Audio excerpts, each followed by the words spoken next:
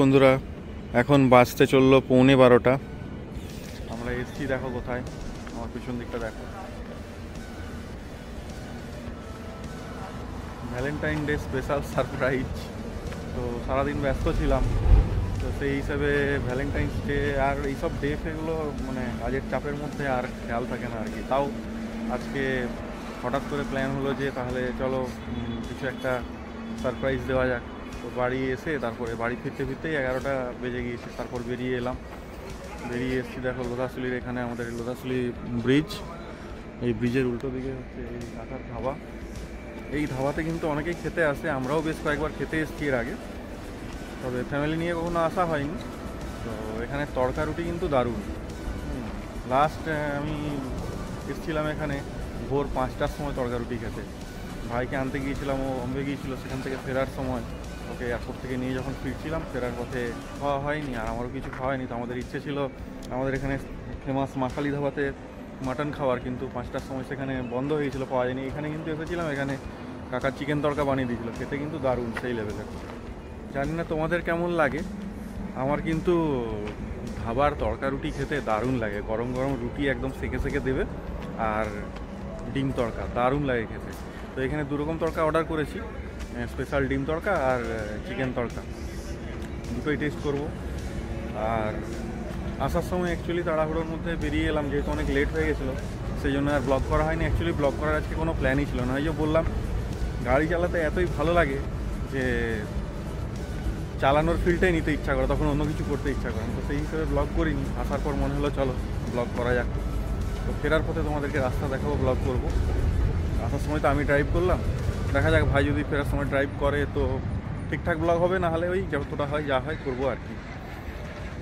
আর ভাই ফরচুনারের রোলা তো আলাদা, আমাদেরকে আগের ব্লগেই বলেছিলাম যে আলাদাই ভকাল।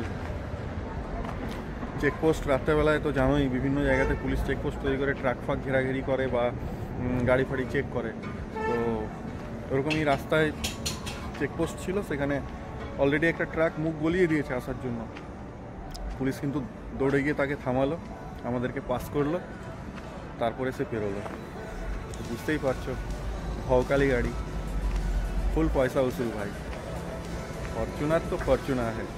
বলো তোমাদের ভ্যালেন্টাইন্স ডে কেমন কাটলো, সে কীভাবে কাটালে? আমি কিন্তু এই ধাবাতে তড়কা রুটি খেয়ে কাটাবো।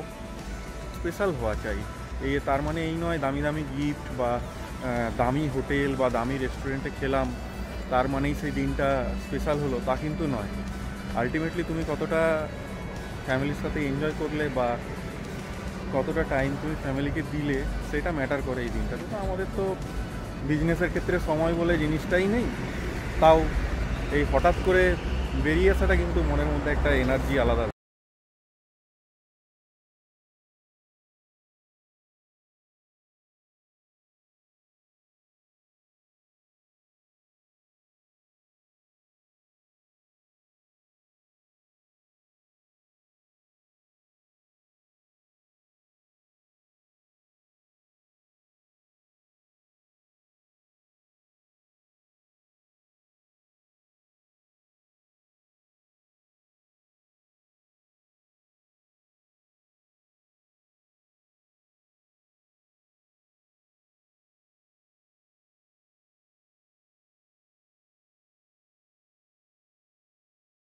সারপ্রাইজের কথা বলেছিলাম না লাস্ট ব্লগে, যে একটা সারপ্রাইজ আছে, সব একসাথে রিভিল করবো না, তো সারপ্রাইজটা আজকে রিভিল করেই দিই।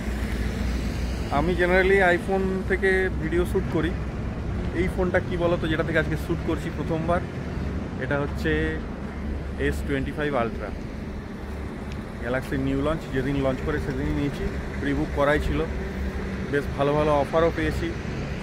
কালকে এর অরিজিনাল স্যামসাংয়ের যে কভার, ব্যাক কভার আর কেস পেলাম। তো সবই তোমাদেরকে দেখাবো, এটা নিয়ে আলাদা একটা ব্লগ করাই যায়, করবো বলেই ভাবছিলাম, কিন্তু সেই সময় তো আর হয়ে উঠছে না। তাই যে সারপ্রাইজটা ছিল সেটা তোমাদের সামনে রিভিল করেই দিলাম। যদি S25 আলট্রার ফিডব্যাক চাও বা কেমন কি বলতে চাও, জানতে চাও, তো কমেন্ট করো, আমি অবশ্যই তোমাদের জানাবো। জায়গাটা ভাইবটাই কিন্তু আলাদা। পেছনে দেখো ব্রিজটা, লাইট জ্বলছে আর সুন্দর লাগছে বেশ। আর এখন কিন্তু বাইরেটায় হালকা হালকা ঠান্ডা আছে, যদি এই ঠান্ডাটা বেশ মধুর বলে না, একটা ঠান্ডা মধুর হয়, সেই গায়ে ফোটা ঠান্ডা।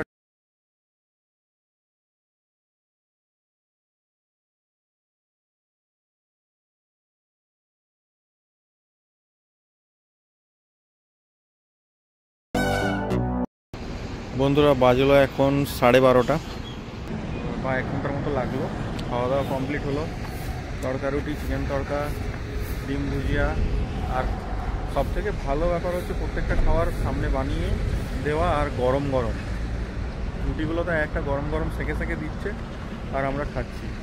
মানে যার 4টা খাওয়ার কথা সে 8টা খেয়ে নিচ্ছে, এরকম ব্যাপার। দারুণ লাগছে খেতে, সত্যি আলটিমেট। মানে খাবার দাবার খুব ভালো লাগলো। আর ধাবার খাবার তো বললাম, এগুলো রোজ রোজ খাওয়া হয় না, কিন্তু মাঝে মধ্যে খেতে তো দারুণই লাগে। ধাবার, রোড সাইড ধাবার খাবারের টেস্টই আলাদা। বলবো তো পয়সা উসুল। আর বাইরের থেকে তো এখানে খেতে আসা সম্ভব নয়। আমাদের ঝাড়গ্রামের যারা অনেকেই আসে তারা জানে, আর যারা জানে না তারা আসতে পারো, এখানে খাবার খেতে পারো, সত্যিই খুব ভালো লাগে। আর ডিনারে আসবো বলে যে আলাদা করে সাজগোজ ড্রেস আপ করা সেসব কিছু নেই, এগুলো পরেই ছিলাম সারাদিন। বাড়ি ঢুকে জাস্ট গাড়িটা বের করেছি, চলে এসেছি। একটা জিন্স আর টি শার্ট। ছেলেদের আর কি চাই বলো, যেমন খুশি পরলেই হলো।